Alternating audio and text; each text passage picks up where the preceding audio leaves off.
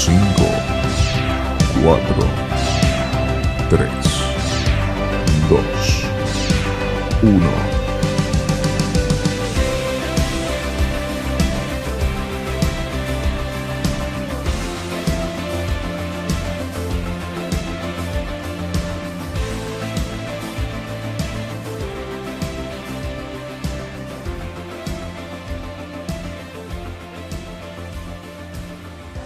La historia del inicio de GESID, contada por sus cofundadores Natanael Acosta y Rafael Acosta, vicepresidente y fiscal de la primera junta de GESID, además con la participación especial de Consuelo Ursola, quien estuvo inscrita en el primer encuentro realizado por el movimiento GESID.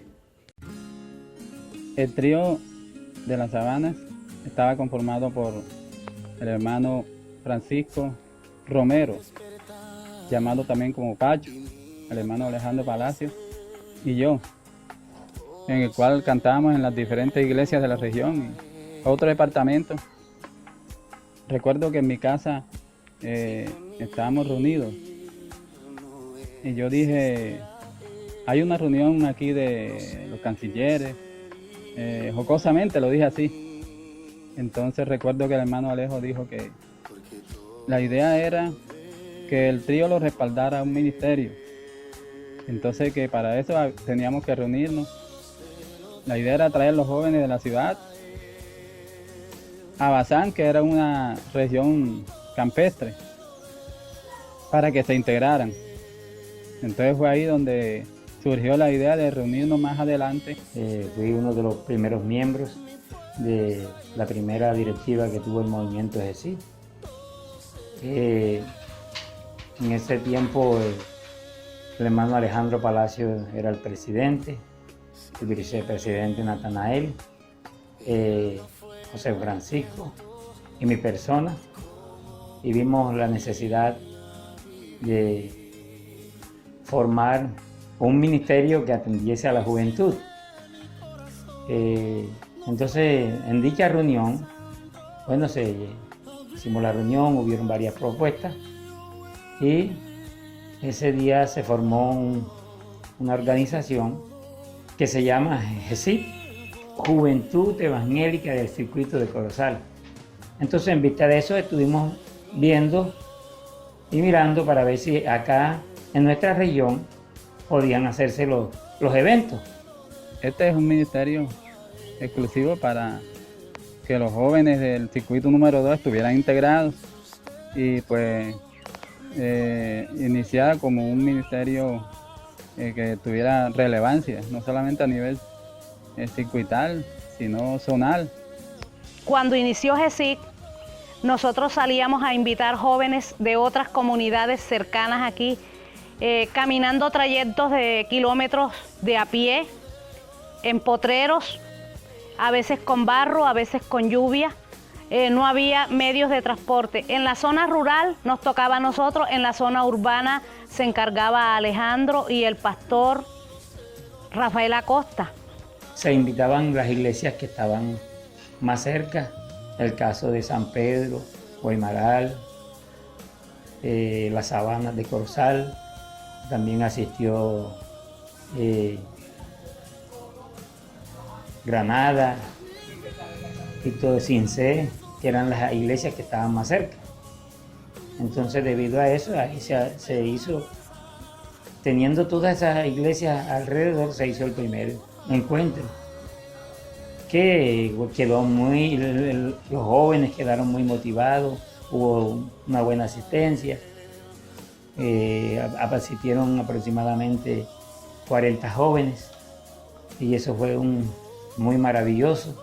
Y iniciaron con un promedio de 40 jóvenes, se repartían en las casas, en el templo, y no había baños sanitarios, no habían. Los jóvenes tenían que salir a las pajas, a los potreros, a hacer sus necesidades. Se manejaba mucho la parte espiritual porque venían jóvenes con problemas emocionales y salían libres de aquí, de este lugar, y las conferencias se hacían en los patios de las casas, en las pajas, debajo de árboles. No había sonido, no había micrófono, no había guitarra eléctrica, no había organeta, no había nada de esto. Todo era a capela, más bien, que se cantaba, y fue una etapa muy impactante para la juventud de Bazán y sus alrededores, porque se conocieron cosas espirituales que nunca habíamos vivido. Vinieron muchos predicadores que los usaba el Señor. Bueno, y habían algunas donaciones que la gente aportaba, los de la finca donde se hacía el campamento en Bazán, colaboraban con carnero, queso, total que entre todos hacíamos para que el evento, porque los jóvenes eran de bajos recursos económicos, entonces ellos no podían pagar una cuota bastante elevada. Entonces, debido a eso, bueno, había bastante personas que iban de diferentes lugares. También no había el baño, pues había una máquina que era la que llevaban de la sabana, que la llevaban al evento, que era la que iba a echar el agua, que la llevaba de los pozos. Y entonces ahí se la echaban, era a la señorita, para que ella se bañara. El resto de jóvenes nos íbamos a bañar al pozo, allá nos bañábamos, ahí al aire libre, no había complicaciones, no habían personas diciendo búsquenme esto o aquello, sino que todos teníamos que resolverlo, o sea, uno por sí solo sus cosas. Bueno, dentro de estos encuentros siempre se hacía un día de ayuno, lo llamaban retiros. Era todo el día y había una sola comida, pero eran unos ayunos de mucha bendición y había muchas liberaciones. También otra de las cosas que era Jesús fue creciendo a medida que fueron pasando los años, se fue creciendo Jesús, cada día más se venían vinculando las iglesias, hasta llegar a un momento que Jesús se creció tanto que hoy en día ya podemos ver cómo Jesús ha crecido, ¿verdad? Y nos goza, nos da alegría, porque también hay algunas personas del movimiento Jesús que hoy en día son casi la mayoría de los pastores del circuito número 2. Hicieron parte de Jesús y encontramos el pastor Vicente Mercado, que está pastoreando en una iglesia en Cincelejo. Está nuestro hermano Vladimir, que es pastor en San Jaime. Está el hermano Manuel Campo, que está en Cincelejo también, pastoreando. Está el hermano Manuel Domínguez, que está pastoreando en Guaymaral. El hermano Hugo, que está en Punta Nueva. Y el hermano Blas, que está en Bazán. El pastor Johnny, que está en La Sabana. Entonces hay un número bastante de pastores que pasaron por Jesús. Entonces parece ser que Jesús ha trabajado y ha hecho un buen papel a nivel de la IEC, motivando a todos los jóvenes, y aún a los mismos los pastores, a no dejar sino que estén siempre pendientes al movimiento de Jesús, y que antes habían directivas también que apoyaban, los directivos, los pastores apoyaban, ellas eran los que estaban ahí animando a la juventud. Ojalá no perdamos eso y que los jóvenes siempre sepan que este movimiento fue creado con muchos esfuerzos, porque no habían las condiciones que están hoy en día. A veces teníamos que hacer, por ejemplo, había una reunión en Cincé y había que salir de acá desde temprano, desde las 4 de la tarde para llegar a Cincé a las 6 de la tarde, caminando por todo el camino.